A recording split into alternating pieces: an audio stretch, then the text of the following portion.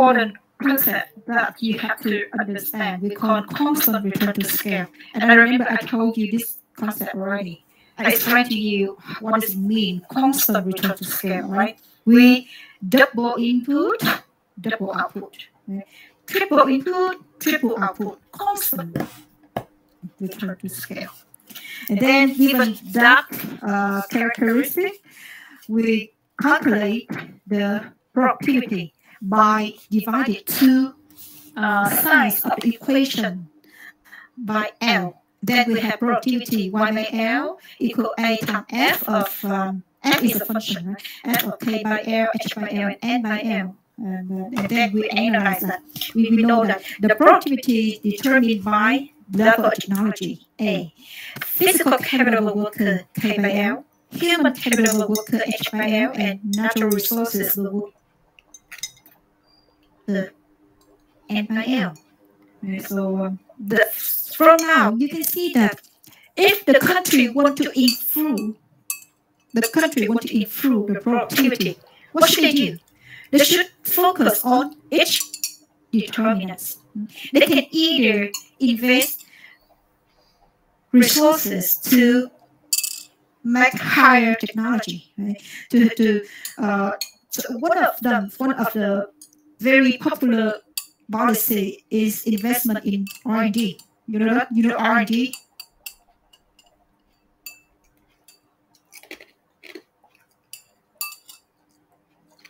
Anyone here know R&D?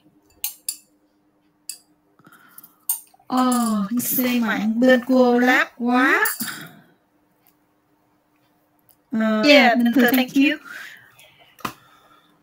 R&D, research and development. Yeah, very good. Right. So you see that many countries, they use a huge amount of money and they put in R&D activity. So what kind of R&D? If later, if you graduate from college, you can go to other research institute to work. And sometimes you do some research and you have some result. And that result will be when you do the research, the government will finance you, gives you money to do that. That's the way we do R&D for the country. So very important for the economic growth of a country. Right? The physical capital of a worker. How to improve the physical capital of a worker? So the government have to do something, right? So how to do? In order to have physical capital, they have to, I don't know, they have to attract more foreigners to come, right? And when they come, they can have the country to accumulate more capital. Human capital, how to improve or how to increase human capital of a worker. One of the very important policy to improve human capital, which is invest in education. You see, education is very important. And so the country has very good education, can also enjoy higher growth rate. You can have a look. You look at country around us. You look at Japan, okay, you look at Europe, and you see that their education system is really good. So they can enjoy higher living standard. In contrast, countries in Africa or in very low developed area, they don't have enough resources to invest in education. And then it's like a vicious cycle, right? They don't have enough resources to invest in education, so they cannot improve their living standard, and then they cannot have enough resources to invest in education, and then they can also have high living standard. And you see that it's just a vicious cycle. That's why many projects, many international organizations or community want to go to the poor country to have them to improve education quality. Natural resources for worker, this one can be determined by nature, right? The country cannot do much with this one. However, the country can decide how to use natural resources the most effective way. So those are the things the determinants of productivity. And this is after learning one and ask on the roots, you have to analyze one of those policy to see how the policy affect the economic growth of a poor country. Remember, poor country, not a rich country, right? We are analyzing those policy, how they impact the poor country in the long run, not in the short run. So remember that in your analysis, you have to emphasize very clearly that what do you think over the long run to a poor country, this policy will affect this, that, something like that. For other case study, you can read at home. Economic foreign public policy. This more than about discussion. Okay, so you can read at home the discussion. Diminishing return. I remember I told you about diminishing return already, and from diminishing return we have the term of catch-up effect, right? How the poor country can catch up the rich country. Even the poor country start at a very low level, but give them the same amount of KYL, they can use it more effectively and have higher growth rate than a rich country. So that's why they can catch up the rich country. Someday in the future, we don't know. And the other thing is called the policy. Now, one of the most arguable policy is about foreign trade policy or investment. So now you learn some word investment abroad, investment from abroad. So here we have two terms. You may already know in other courses. I don't know. The first one, FDI, foreign direct investment, and the second, FBI, foreign portfolio investment. Both of them we call foreign investment. So this is another way for a country to invest in new capital. Now, anyone in the class can explain to me what you understand about those terms, FDI or FBI? Anyone here? Can you explain something? What do you understand about this? Have you ever heard about FDI or like foreign direct investment or foreign portfolio investment? Anyone want to try? Do you want us to explain or something? Yeah, explain. What do you know about this? You can give example. So, for example, it's like Samsung's in Vietnam. They spend money to invest to build the factories, the retailers, and others. I mean, the whole supply and demand from themselves.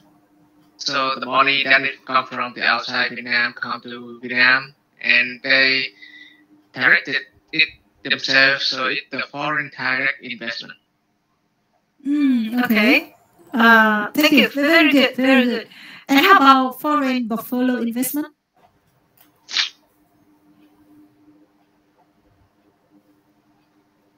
Have you ever heard about that, foreign portfolio investment? So we can take the example. I don't know if GMB is Vietnamese or not. Huh? Again, please. What do you say? I don't know if those businessmen Vietnamese or not. I mean, mostly my example come from foreign direct investment, and foreign portfolio investment is hard to say. Okay. Yeah, but anyway, it's good. Yeah, I think you explained the FDI very well. Anyone in the class want to try to explain what do you know about FPI, portfolio investment, foreign portfolio investment? Yeah, Đức Hoan, please. I think it's like unlike the FDI, the FPI, that we use only the money from the company, not the any capital investment like factory or technology like that. They just use their money to operate on all of them in that country. Like we don't use it directly, but indirect. By How indirect? What do you mean indirect? How?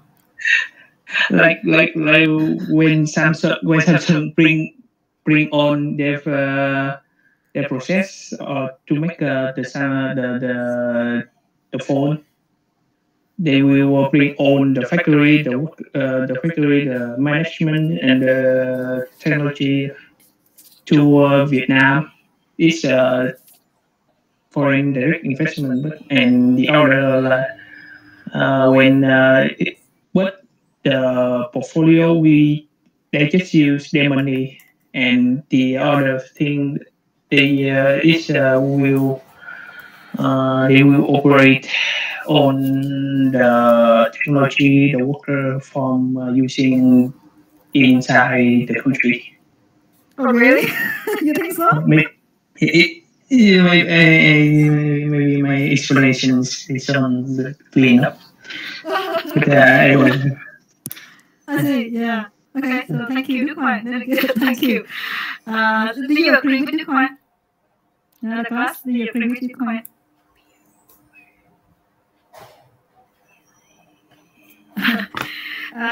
Đức Hoan said that direct investment and indirect investment are different because for direct investment, for example, Samsung come to Vietnam and Samsung carry a lot of things. They bring to Vietnam management, the talent, and a lot of things to make the production, to build the factory, to make production in Vietnam. So that they call direct investment. However, if other foreigners come to Vietnam, they just bring money, but they don't bring the other thing. They will use local resources. So we call indirect investment. Is it what Đức Hoan say? Hoan? Yeah. Okay. Okay. Now, anyone want to join this discussion? Yes, Minh Thư.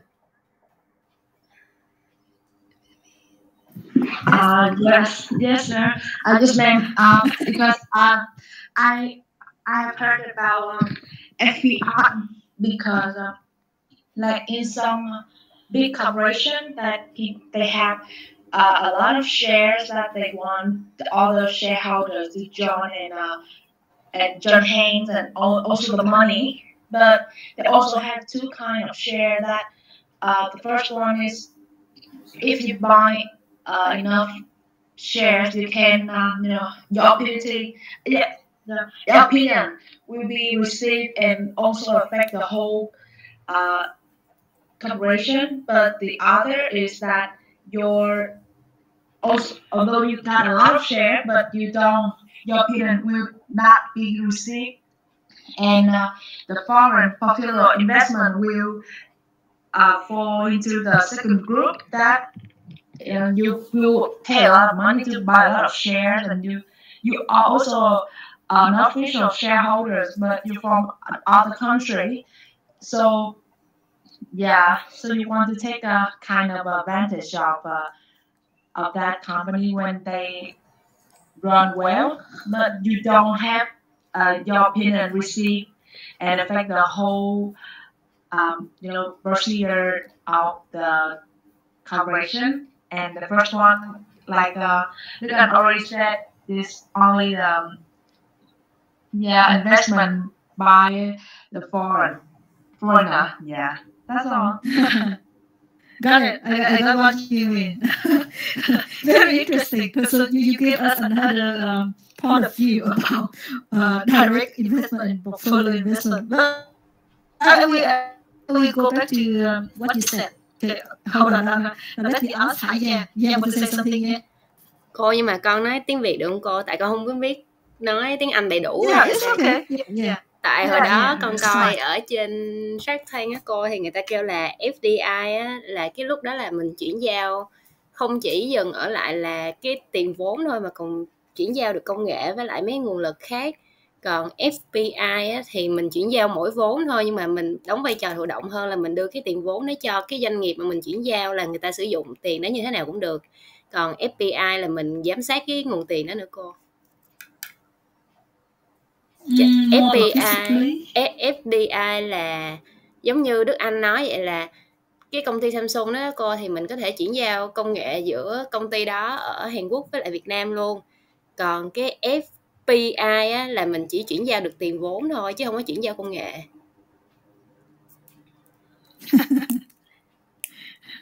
What if they don't transfer technology?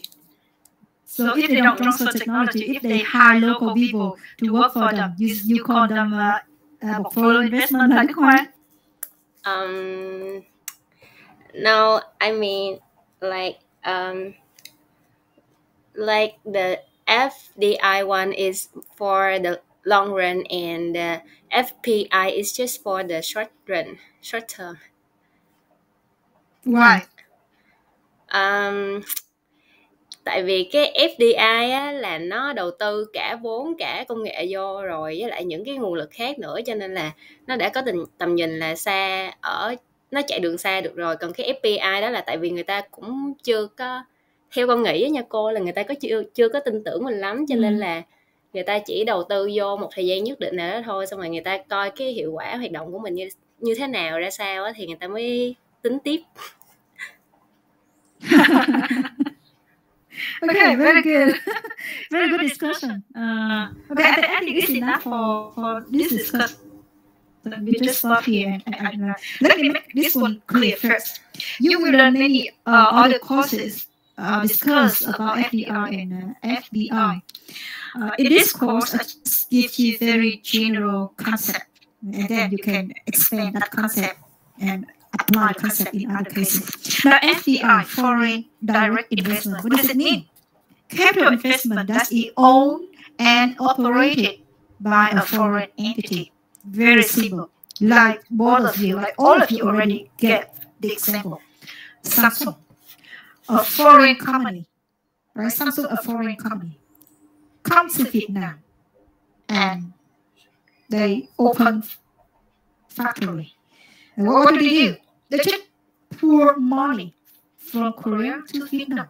They bring a lot of money. They come here. The first thing, they bring a lot of money.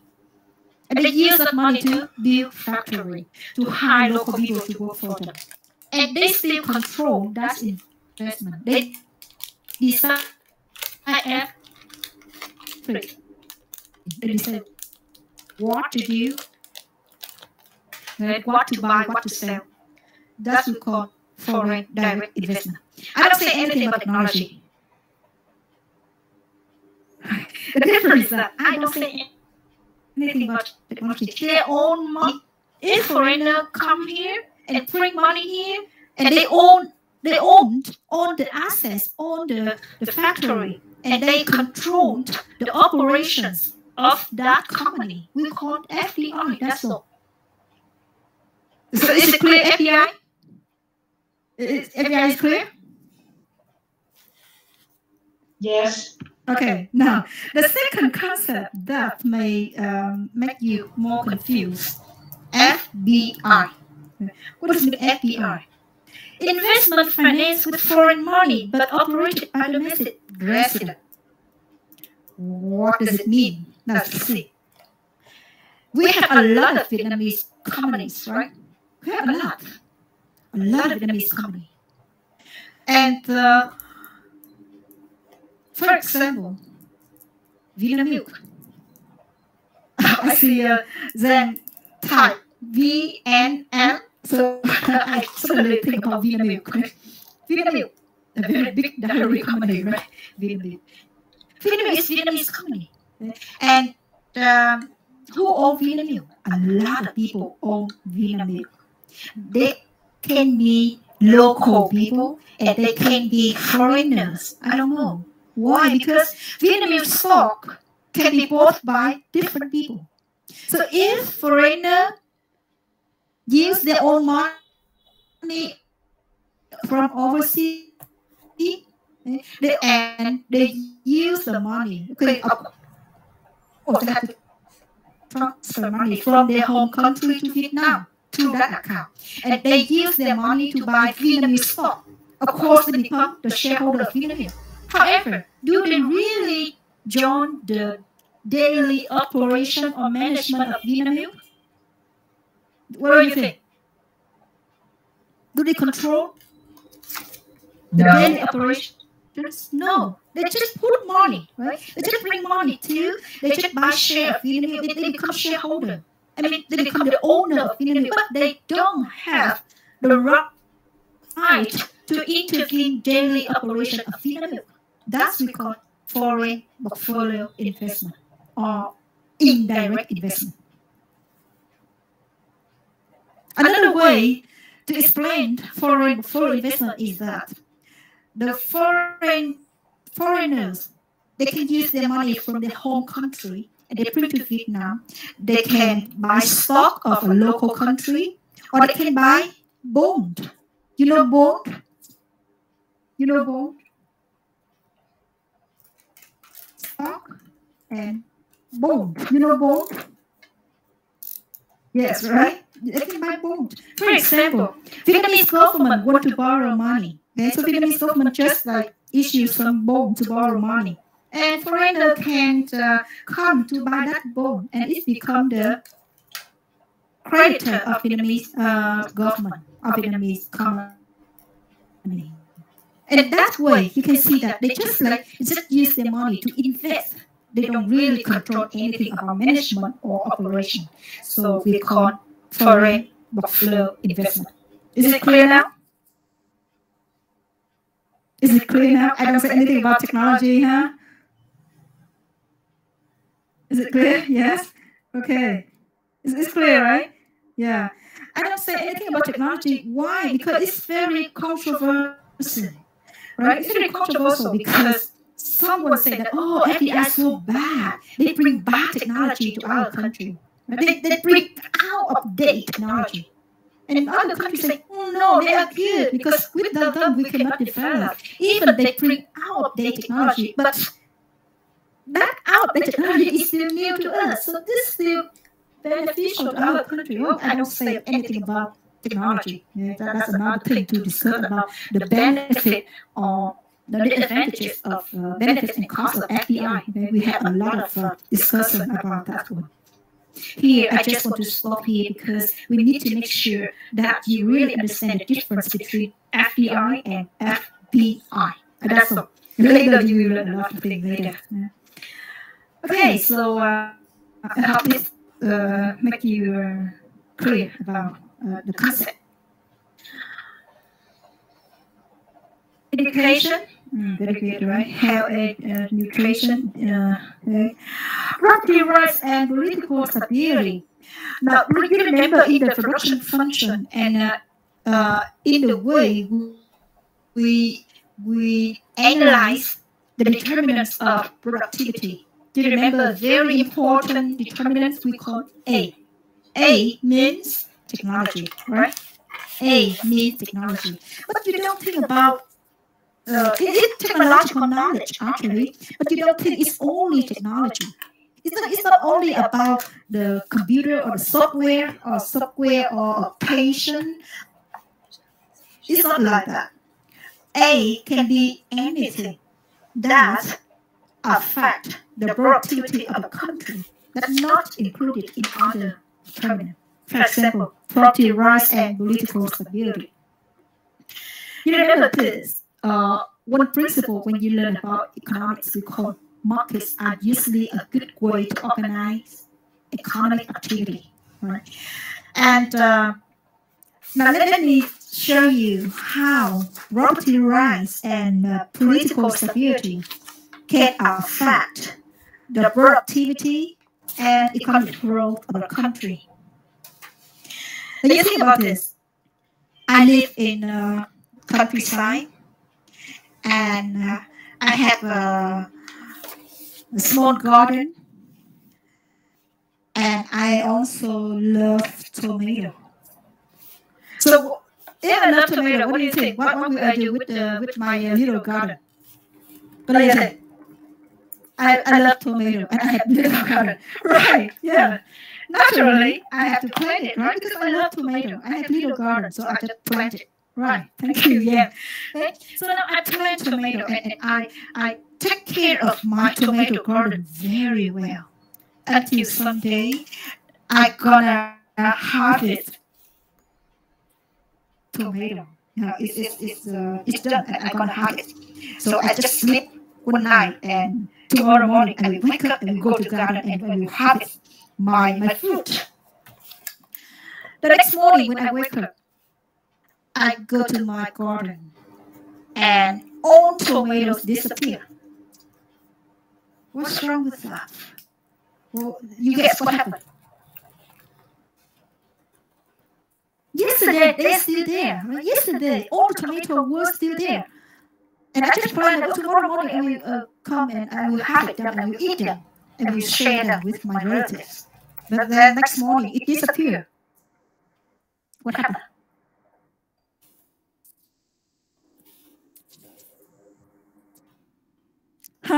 Yeah, that's right. Yeah, that's right. Someone came and stole my tomato, my beloved tomato. I know exactly. It's him, the one live right next to my door. I know it's him, my neighbor. He is the one who stole my tomato. I know him. And I went to the police station. I said, please come to help me. I lose my tomato. So the police said that, oh, you go home and we will help you later. Just wait. Okay? And I go home. I wait. I wait for 1 day, 2 days, 3 days, 1 week and 2 weeks and for a few weeks. And then nothing happened. Nothing happened. So if you were me, what would you do?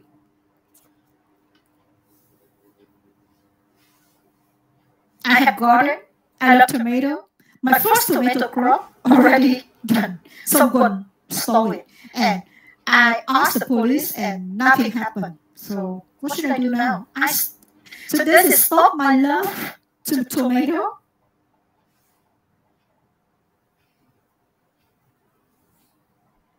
Does it make me stop loving tomato?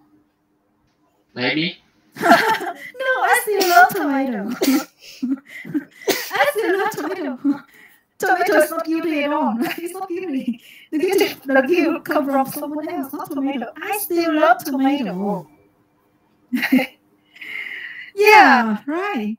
So because I still love tomato and I feel the first time I ignore it. Okay, I will roll the second crop, right? Okay, so I will roll the second crop and then I have camera to supervise, to monitor who come to my garden and touch my tomato. Everything become normal and also 1 day is the time for me to harvest tomato. I also sleep one night and in the next morning I wake up and it disappear again. Disappear again one more time. Okay. I check my camera and I know that is my neighbor. I saw him in camera and I took that video to police station and I showed them that, oh, this guy who stole my tomato, please help me. And the policeman said, "Okay, yeah, you have evidence of the tip. Okay, we tip it. Okay, you go home. We will handle your case." I go home, and then nothing happened. I wait for 1 day, 2 day, 1 week, 2 week, 1 month, 2 months later, nothing happened. Yeah. And every time I go to the police station, I ask them, "What happened to my case? Have you done anything?" "Oh, we will still handle it." So if you were me, what would you do? What would you think? What would you do?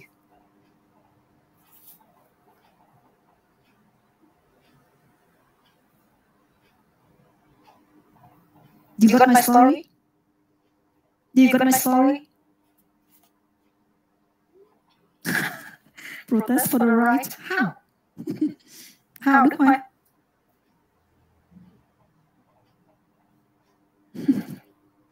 How?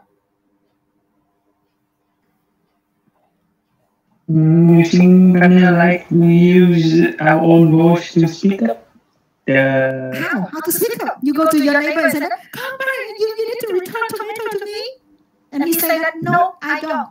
I stole your tomato and I eat them all." What do you do? Bring to the tribunal? Really?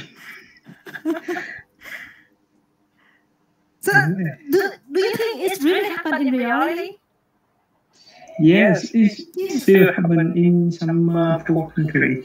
Yeah, and because you say that, "Oh, bring him to the court," right?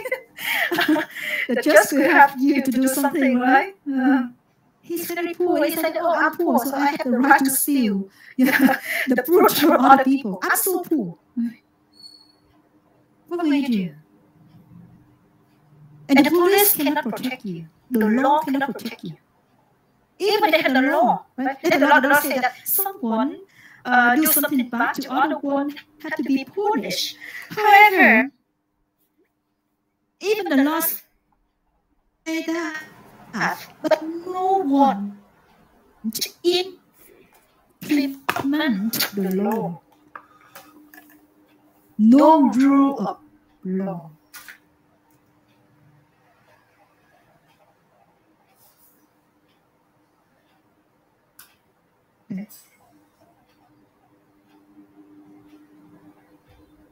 So in that kind of society, in that kind of country,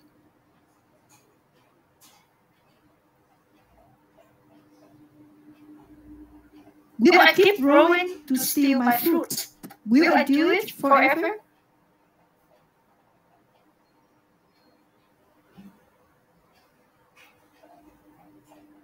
Yes or no? Did you got my story? The class, did you got my story?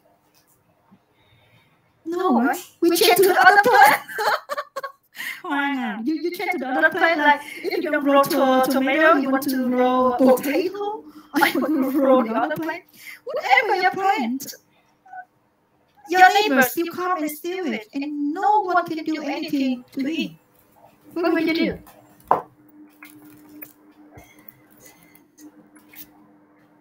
What will you do? Be friends, dog to keep friends, or be careful, huh? If you do something with the teeth, and if the teeth hurts, if the teeth die, you have to be put in jail. Okay? Stop doing that. It's your area. Okay? Oh, Hải Giang, you haven't read news. You know that a lot of cases happen in Vietnam. Some thieves come to your home, and then you defend, right? You hit him and he died, and then you put in jail. A lot of cases happen.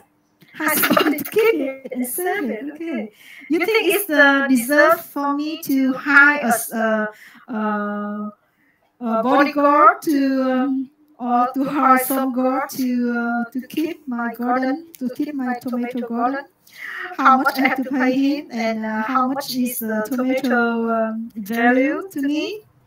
You know? Now think about this.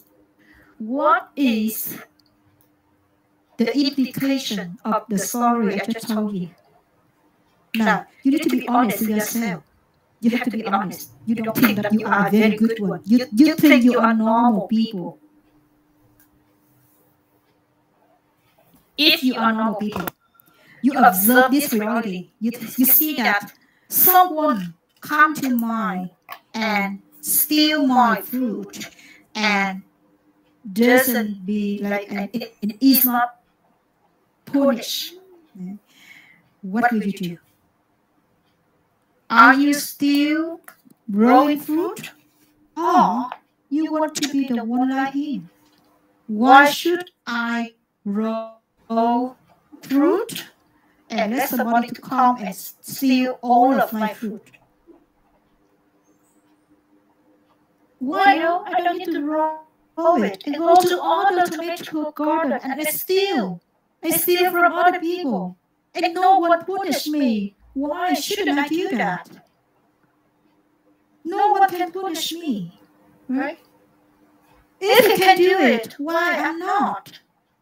Thus we are human.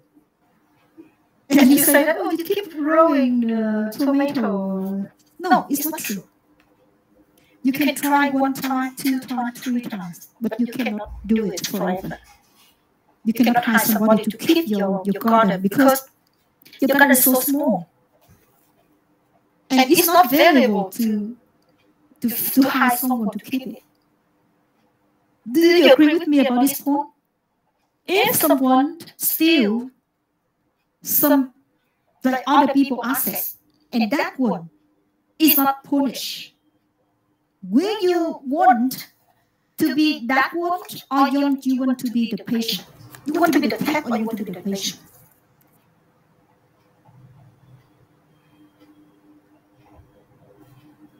Think about that. So what is the implication here? In the society, in the country, no rule of law. They write the law, but they don't make the law in force. Everyone can become thieves. No one wants to produce. Right? Why should I produce? I should steal somebody. It's better for me, right? So no one produces. And if no one produces anything, how can the economy develop? So go back to our story, property rights and political stability. What does it mean, property right? The tomato is the one that I wrote and I had the right to keep that property. Property right. I had the right to keep it. It's my property. And the law had to protect me. So if in some country the property right is too weak, no one wants to produce. People want to be thieves. In some country, the property right is very strong.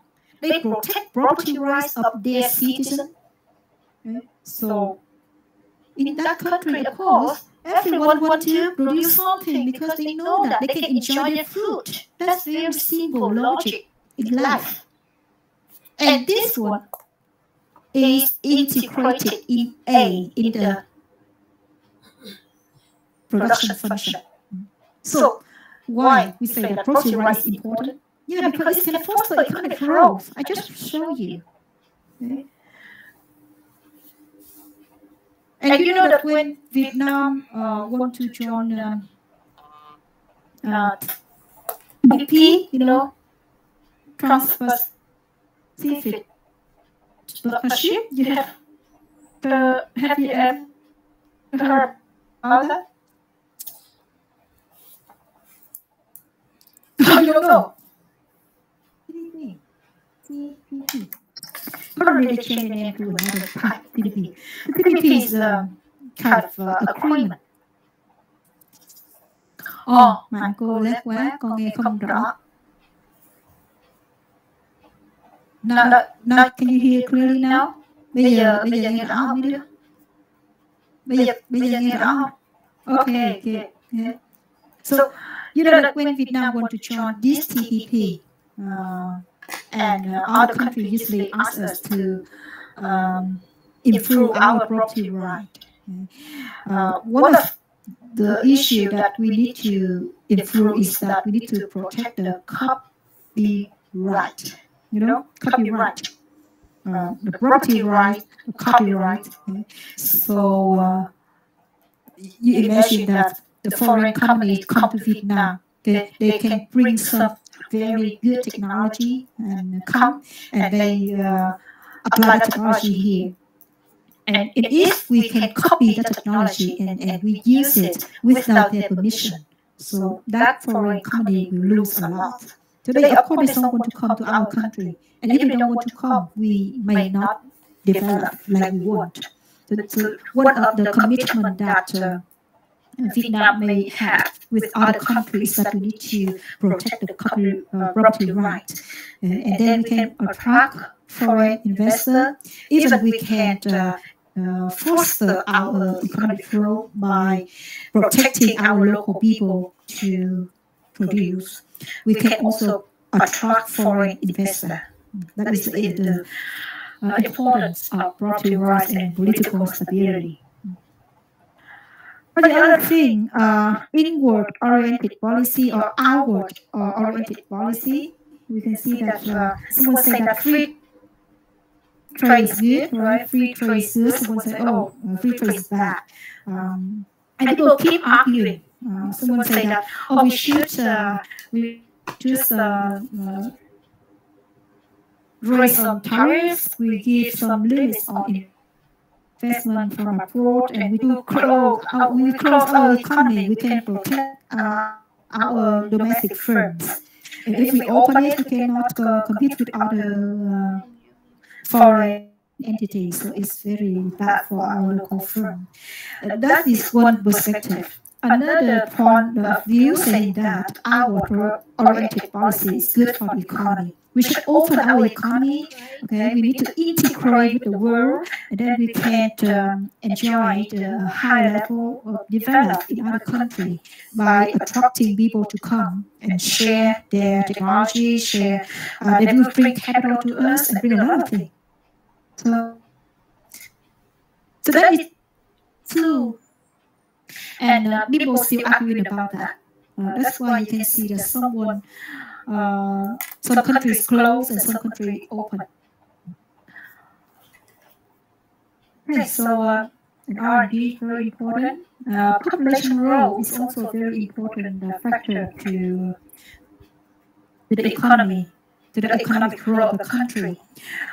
So it's very easy to see that the country have large population also can produce more. However, if you calculate the productivity, it doesn't mean that the more people you have, the more productive you are. No. Why? Because you have to take Y by L. Okay? The larger L, the larger Y. However, the Y by L may not be larger. Okay? So the effect of population on economic growth not very clear. Okay? Someone said that we need to increase our population. But someone said that no, we need to keep it at the normal level. In the past, Vietnam and China applied a similar policy. We have population boom in about like 1718.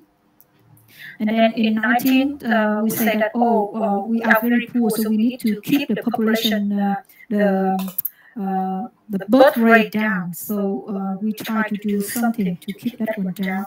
But later we think that our population is very old. We need to increase it. So population growth is quite difficult to analyze how it can affect economic growth of the country. Okay. So that's all about the economic growth. We don't have enough time to discuss about this chapter. So this chapter is very roughly explain you about economic growth. Actually, in macroeconomics, economic growth is one of the biggest theory. We don't have enough time to discuss this theory. Okay? So just give a very brief direction. Now we move to another part of our lecture we call inflation and monetary system. So in this, first we will learn about monetary system, okay? And then we will talk about inflation.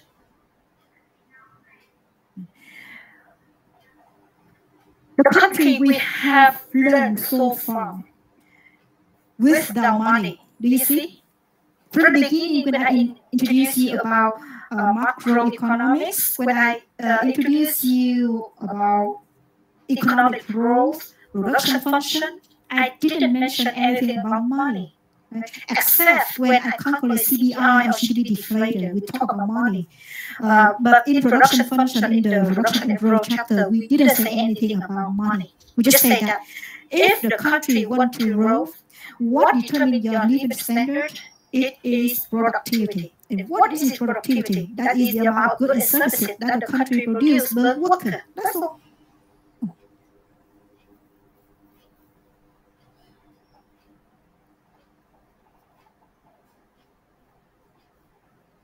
We don't say enjoy higher living standard. No, the goods and services that you can enjoy, you can consume, not the money. You cannot consume money, right? So, however, in the country without money, it's really inconvenient, and money actually plays a very important role in our economy. So, in this chapter, we will learn what is the role of money.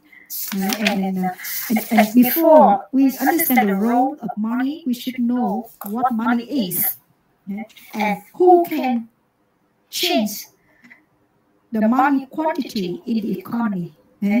On your hand, you have a lot of money. You have like money in your pocket. You have money in your bank account. You have a lot of money. But and also the question is who can decide the amount of money that you hold on your hand? And in general, who decides the total amount of money in the economy? So in this chapter, we will learn on institutions, very important. We call central bank. Now, let's start the chapter. First, the meaning of money. In our old society, we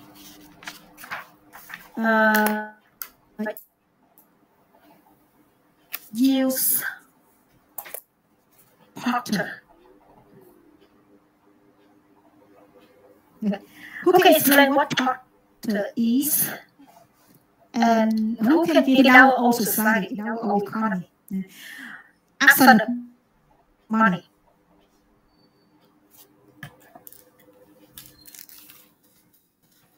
We use barter. Some places we also use barter. We don't use money.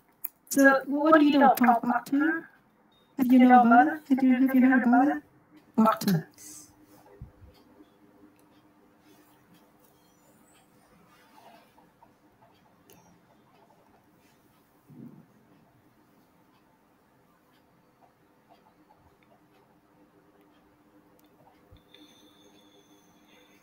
Hello? Anyone here? Are you still here with me? Can you please use microphone instead of typing on the screen?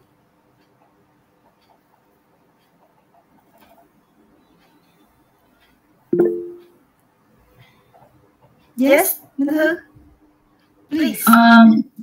Barter is a kind of is a form of a trade to exchange good and services to another one, but without using money. So that's what I how you can exchange. Yeah, how you can exchange goods or services with other people without using money. How to do it? It just simply like you exchange two kind of good to each other with equal value, yeah. like I give you a cake and I give you 10 candies with equal value, yes. Yeah, wonderful. Yeah, barter, very simple, right? Yeah. Thank you. Very simple. Like you said. Oh, barter, what does it mean, barter? Well, people just exchange goods and services one another. They don't use money. And you live in countryside long time ago. You can see that when you need vegetable, like when you need cabbage, and you have chicken, you can use chicken to exchange with cabbage. Of course, like cannot exchange one by one. There can be another ratio. It depends on you and your neighbor. to exchange the goods and services one another. We call barter. In the absence of money. The economy with the barter is really, we call inefficient. Why do you say inefficient? Well, it's very strange because I am the farmer and I grow vegetable. However, sometimes I need to eat. I grow vegetable, but sometimes I need to eat pork. So I need to find someone who sell pork, who raise pig, and then I can exchange my vegetable with the pig. However, the one who grow the pig doesn't want to buy vegetable from me. They want to buy clothes.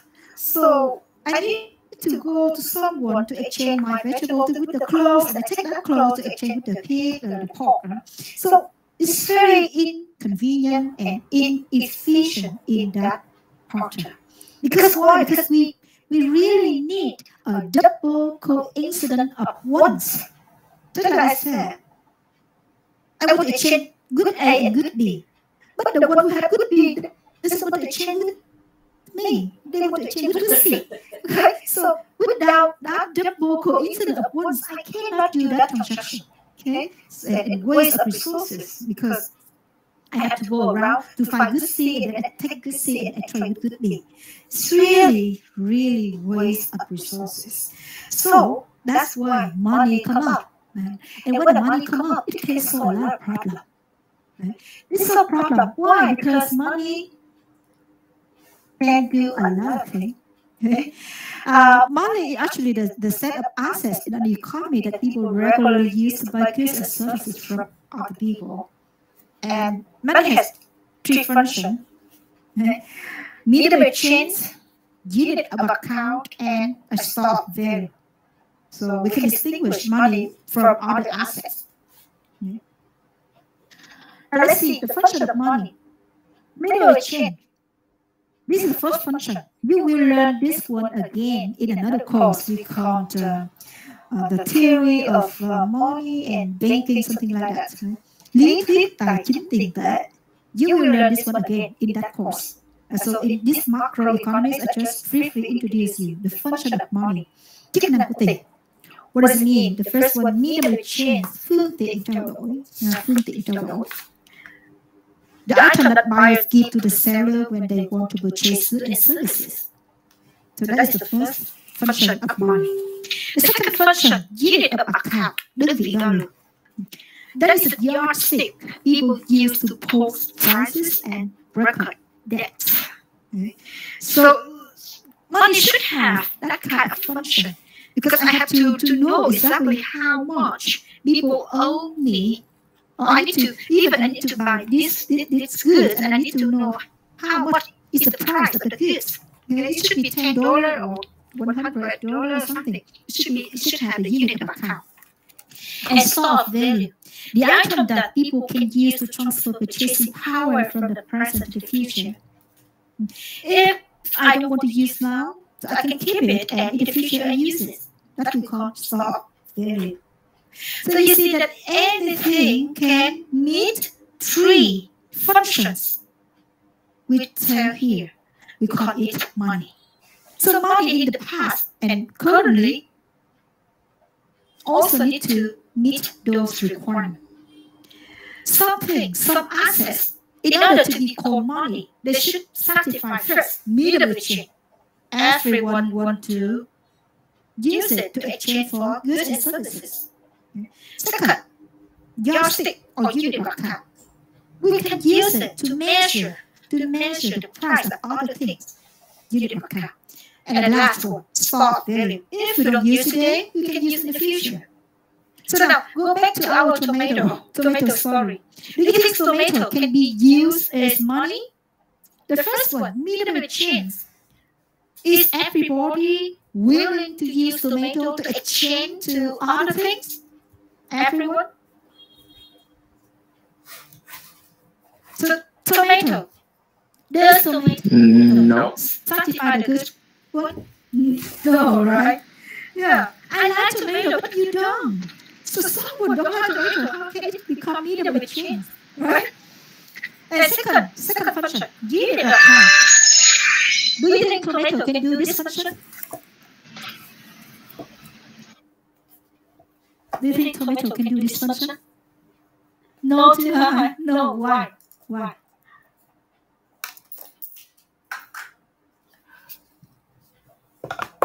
I can say 1 kilogram beef equal 10 pieces of tomato. Is it okay? So I use 10 tomato to exchange like 1 kilogram beef. So that's unit of cow, right?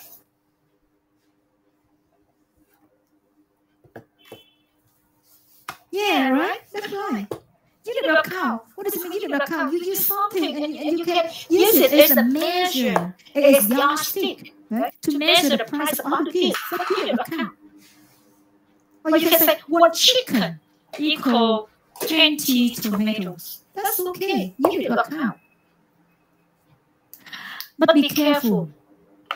Tomato may not satisfy this function. Why? Why? Because the tomato I grow very small size. My neighbor grows very big size. And how big compared to mine and his? We don't know. So you said, 10 tomato equal 1 kilogram chicken. But small tomato is different from big tomato. And even the size of the tomato is not really unit. So how can we use tomato to be the unit of cow? That's the problem. Do you understand this function? Do you understand the function here? Right?